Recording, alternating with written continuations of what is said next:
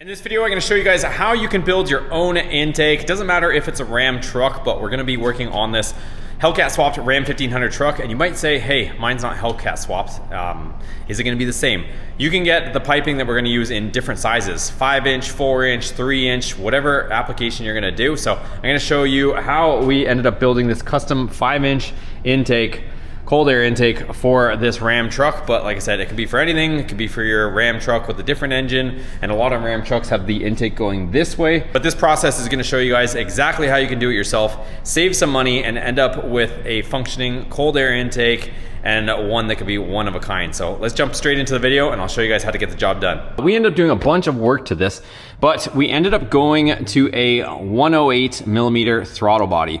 When we did that, we essentially went from a 4-inch intake that we previously had, and then now we're up to a 5-inch intake. You'll notice this tiny little intake on here that we put on temporarily with the small filter. In this video, we're gonna be changing that, and we're gonna get a true 5-inch inlet, get it away from the heat, because right now it's sitting behind our cooling fan, behind the radiator. And we're gonna put it down here. So I kind of shoved a massive filter down there right now just to make sure this is all gonna hopefully work. So I got a massive filter down there. It's gonna draw air from down there, and hopefully it'll be mostly cool. And we're also going to plumb in a 5-inch intake, squeeze it into there, and get this all underway. So what we're gonna do to achieve that is I went ahead and purchased this. So this is 5-inch intake tubing, and you cut it to length. So you essentially cut it the pie shapes where you need it. So we'll get that out of there. It's like essentially a big D shape, and then you cut what you want. This is the box from the air filter, and then I also got some clamps. So we got some black 5-inch clamps, and then I've got 5-inch couplings, just black couplings. And we'll see about making our own custom intake. So if you guys are new to the channel, we do a lot of stuff here. I'm also making custom engine mounts. We're beefing up the engine mounts because right now, the making of this video, there's not aftermarket performance engine and transmission mounts for the Ram truck. So since we pretty much almost tripled the horsepower, the original engine with this Hellcat all turned up, we're gonna do that. We got a bunch of other stuff, Hellcat, Viper, so check out the rest of the channel if you're into some of that stuff. But let's get straight into it. We're gonna go ahead, pop this off. Only thing we really have to consider is there is a intake air temperature sensor on the back side here. So we will have to integrate that into our intake, but other than that, pretty straightforward. And before somebody says anything, at some point, I'm probably going to reconfigure these AC lines. So I'm gonna get some custom ones made up so that they're not like in our way all the time. But for now, it's not really gonna prevent us from doing what we need to do, and it won't be in the way in the future. So that's about it. So let me start playing with some stuff, get some stuff mocked up, and show you guys how we achieve this. So here comes the nerve-wracking part, so to speak, of cutting a $185, call it $200 5-inch tube that you have to essentially try to cut and make as beautiful as possible. So the fewer the cuts, the better it's gonna look, and the less couplings that you'll need to utilize. So there's a few different bends in it. Obviously you got a 90 here, you got a shorter radius 90 there as well. You got a 45, another 45 it looks like, maybe a little bit more relaxed here. And then this one's a little bit more than a 45. I could probably pick up the instructions, but this one's not quite a 90, but it's a tighter radius bend here.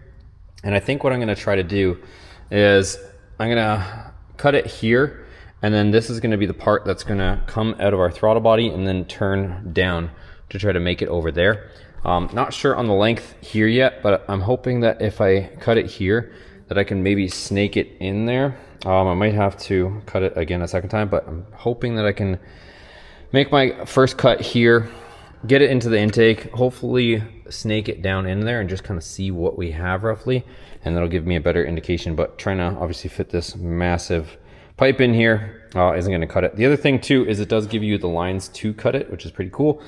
So right here, this is where you're gonna be, where you're gonna make your cut, and then it gives you the lipped edge. So when you cut it here, you got this perfect lipped, ribbed edge for your band clamp to sit on. So pretty cool the way they do it.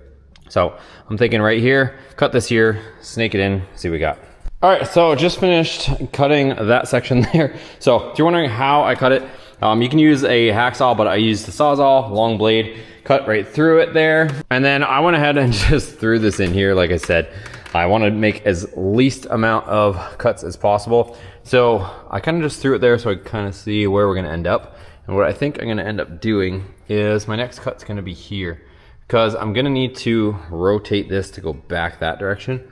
I think if I cut it here, worst comes to worst, I might have to cut it up there, but here, and then I can maybe take this section out and then put this right here, rotate it, and start heading it that way. So that's kind of my current game plan, but it's almost like you need two of these. You need like one that you're ultimately gonna cut, and then you need another that you're gonna kind of test fit a bunch of pieces.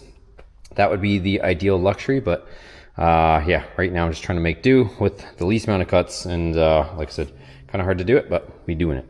All right, pretty happy with our guesstimation so far, because it's kind of what it is. So anyways, ended up cutting the other piece out of there. Check out how nice this is coming out, you guys. So makes a beautiful, nice sweep through there, comes to here, and then now we have to get from there to here. So hopefully you guys can see that.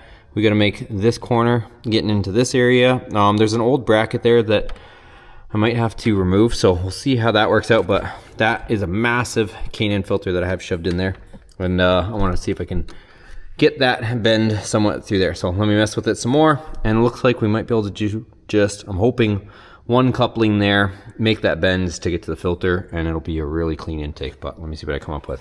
All right, so far so good. So ended up cutting that there, and so far we were able to do this without wasting anything or having to kind of make additional cuts. So we're into the general area. I think you guys can see that, it's pretty dark down there, but we're into the general area where we need to be. Now I just need to shorten it up so we can fit this huge air filter. This is it. So it's a 9-inch filter, and then a 5-inch opening. Should be decent as far as flow goes. So let me go ahead. I'm gonna slowly start trimming that back. That way we can get the filter in there, hopefully connected, and just kind of, yeah, get it all underway. So let me keep doing that and show you guys the result. Okay, so I ended up messing with it quite a bit, you guys, and ultimately ended up putting, I got rid of the 60. So I took the 60 out, 60 degrees right there. Ended up putting the 45 degree here. Same configuration as the 60. So luckily I was able to cut the 45 out of it, but the 60 was kind of angling it down too much. I managed to keep it a little bit more relaxed so that I didn't have to try to offset that aggressive downturn with the 60. So 45, 30 kicks it out, and then the filter's sitting right in there beautifully. So now I've got this bracket here. So this is gonna go on here, and then this will go in here with stainless steel hardware, and then I'll mount this to somewhere down there on the chassis down below, and then this will allow me to go around the band clamp of the filter, and that'll hold everything down there in place really well. And then the only other thing I have to do is drill a hole on the backside here for our intake air temperature sensor to go right there, and then we should be all set. So let me get some of that stuff geared up. Like I said, I'm gonna mount this to the frame. Let me get that done, and then I'll show you guys what I do. So I got the truck up. This is the brackets. I just trimmed the bottom off, and I found this factory hole right here. So this bracket, we're gonna drill a hole in it, and it's gonna go up there. So I'm gonna go ahead and put a rivsert in this factory hole, and then this will be my bracket that's gonna hold the bottom half of our intake, and that way it's securely in place. So this is kind of what my plan is. So that is there. It's gonna go up there, and then I just gotta put the band clamp on the other side of it. That's kind of the way that bracket works. And that's the way that's gonna look. So let's go ahead. I'm gonna take this out. I gotta clean up all my edges, and then we can put it back in for final install with all the clamps. All right, as for the sensor, I went ahead and just used a step bit plus a deburring tool. Made a perfect hole in there for the grommet to get in there, and then that's gonna sit on there beautifully and be hidden on the backside. All right, so took everything back apart and then cleaned up all the edges. I disassembled it and then wiped it all down.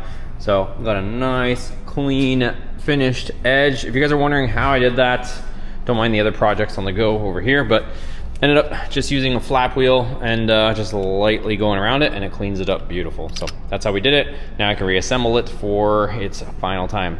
All right, so just down here, getting the bracket and everything situated. So that's the way it came out.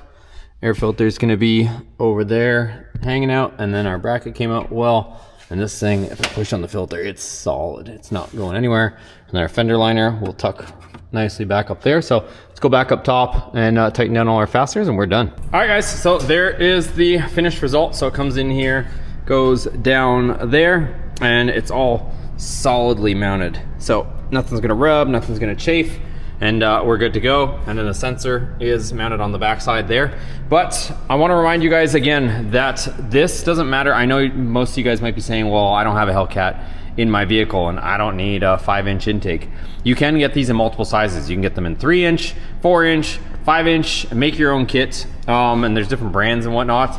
And like I said, even if you're the original Ram where yours is coming over here, you can actually make it go up to here. Some guys will take out the reservoir and they'll put it out here. You can make a snorkel here. You can bring fresh air there.